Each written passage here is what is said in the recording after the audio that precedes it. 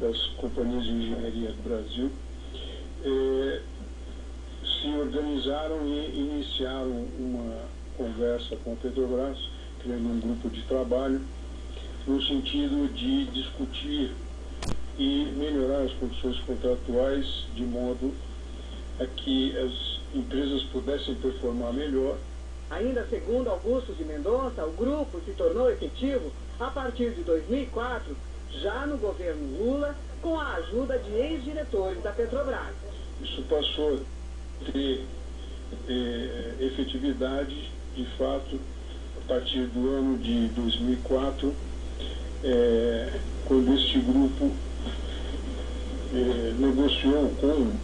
a diretoria da Petrobras, dois diretores da Petrobras, Paulo Roberto e o Renato Duque, de modo que a lista de convidados fosse restrita às empresas que participassem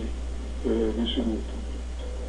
As empreiteiras negam a formação do cartel, dizem que para conseguir qualquer contrato com a Petrobras eram pressionadas por ex-diretores da estatal.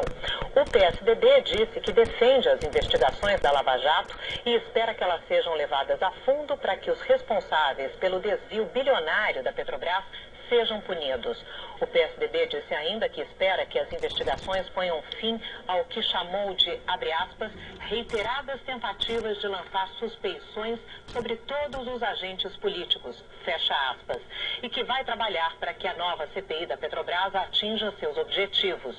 O PT reafirmou que todas as doações recebidas pelo partido são feitas na forma da lei e declaradas à Justiça Eleitoral. E a ABM negou que tenha alterado normas contratuais da Petrobras